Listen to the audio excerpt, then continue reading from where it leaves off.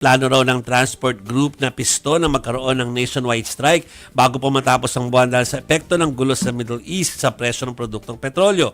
At kaugnay po niyan, makausap natin si Modi Floranda, ang presidente po ng Piston. Magandang gabi, Modi. Well po, magandang gabi po sa inyo at siyempre sa ating mga taga-subaybay, magandang gabi po. Siguraduhin ko lang yung binasa ko, Modi, ha. May plano kayong nationwide strike bago matapos ang buwan.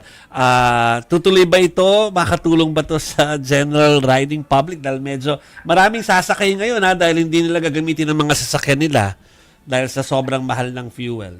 Go ahead po. Ang pinakalayunin ng ating napipintong pambansang koordinadong protesta ay kaugnay nga dito sa mga seri ng mga pagtaas ng presyo ng petrolyo na kung saan ay halos wala nang natitira sa ating mga driver at mga operator.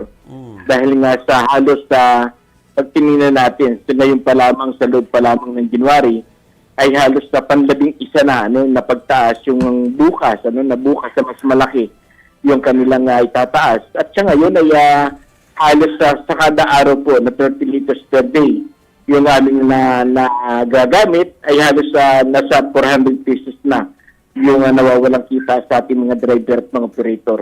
Kaya pag tinignan po natin sa loob ng 25 days ay halos nasa 5,000, nasa 5,000 mahigit na yung nawawalang kita. Kaya tingin natin ay dahil doon sa kawalang aksyon ng gobyerno at gusto lamang ng gobyerno ay papatsipat yung solusyon, yung sinasabi nila na sila ay makikiusap sa mga oil company para hindi raw bigla na itaas yung presyo ng petrolyo.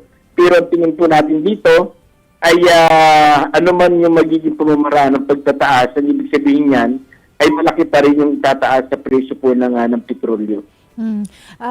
Modi, si Chicky Verhel po ito, sabi niyo po kanina dahil sa kawalan ng aksyon ng gobyerno, ano po yung minimum na aksyon mula sa gobyerno ang hinihintay po ninyo para hindi na po matuloy itong strike kung sakali?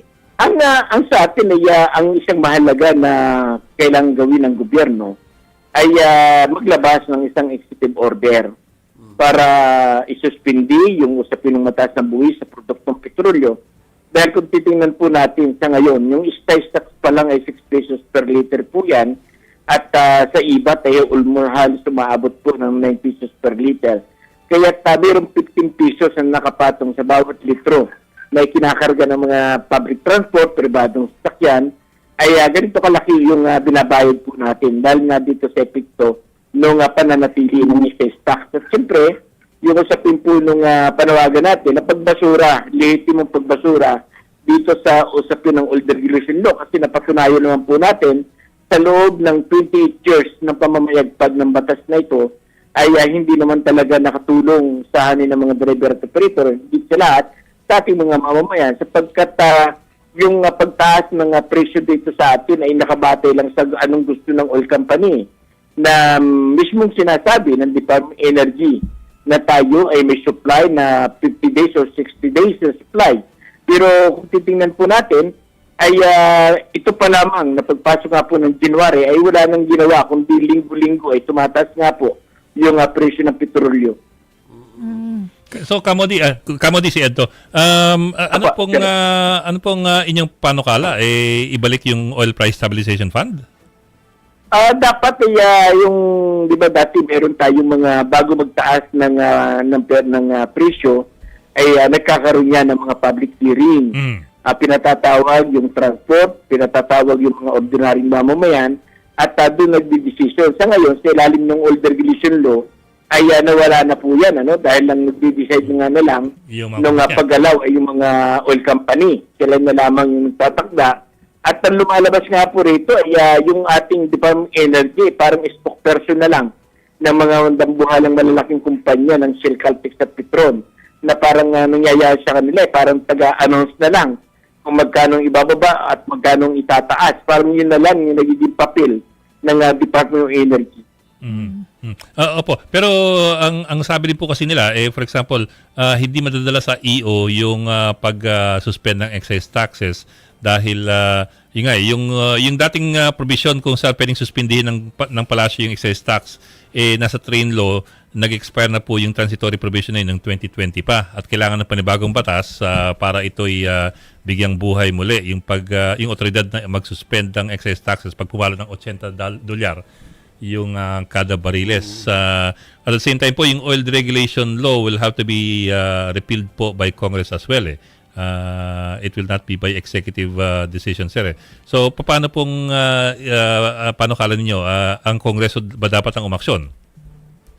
Meron pong malaking tungkulin yung Office of President na para masuspindi yung usapin ng buwis ay pwede naman po siya maglabas ng isang executive order na ibig sabihin yan hanggat pinag-aaralan yung usapin ng excise tax o yung usapin po ng VAT. Kasi sa ngayon, ang sinasabi ng Office of President ay sila ay binibigay nila sa yung kapangyarihan sa Kongreso at Senado para itong mga batas na ito. Pero mahabang process po yan na dadaan niya sa maraming public hearing, dadaan niya sa kahit ang sinasabi po natin, ano yung pwedeng immediate na pwedeng gawin ng gobyerno para maibsan yung daranasin ng ating mga driver at operator, siyempre ng ating mga mamamayan, kaugnay nga dito sa mga pagtataas ng presyo ng petrolyo. Totoo naman po, talagang proseso. Pero baka lang sakali po ang inisip ninyo ay dapat madali ng Malacanang yung pagpasa ng Kongreso ng isang batas kung saan bibigyan ng kapangyarihan ng Malacanang na suspindihin ng excise tax. Kasi po mukhang kailangan na po ng batas ngayon na to suspend the excise tax. Baka hindi kayanin ng EO dahil po it is a revenue measure. Opo, ang sa atin ay sinainaan naman natin hangga't ipinoprocess yung pag-ano sa excise tax at saka yung sa VAT ay may authority ang Office of President o mismo si Pangulong Bongbong Marcos na maglabas ng isang executive order na isuspindi muna. Dahil nga itong, halimbawa, bukas ay halos sa 23 pesos yung itataas at mismong batay po sa Department of Energy ay bati sa tansya nila ay aabot ng 90 to 100 ang per liter ng presyo ng petrolyo na ang laki-laki ng magiging epekto hindi lamang sa sektor ng transport kundi mismo sa ating mga mamamayan sapagkat lalong kakapusin, lalong kapos yung maling kararampot na sahod ng ating mga manggagawa. Tama po. Totoo naman po yun. Sa tingin po ninyo, sa tansya po ninyo, anong epekto sa inyo sa praktikal nitong pagtaas ng 24 kada litro ng diesel sa mga tao ninyo? Kung katapusan ng linggo nasa 24 tinaas, anong epekto sa bulsa po ninyo, sa take home ninyo?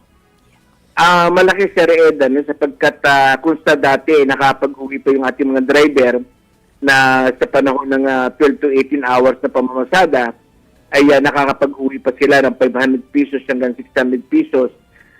Mula nung pumasok ang January, mula nung nagkaroon ng mga serie ng mga pagtaas, sa ngayon po ay naglalaro na lamang sa 300 to 400 yung naiuwi ng ating mga driver at mga operator. Kapos ito, lalo na sa kalagayan din ng ating sektor, na ngayon ay may biyahe ka, bukas ay wala kang biyahe. Kaya talos hirap na pagkasyahin yung kararampot na naiuwi nila sa panahon na sila bumibiyahe. Oo nga po. Pero po, sabi niyo yung 300 to 400 ngayon, pero ibig sabihin po kasi pag pumalo na tong 24 na increase this week, ano nga epekto ng 24 pesos na increase na yan sa iuuwi ninyo?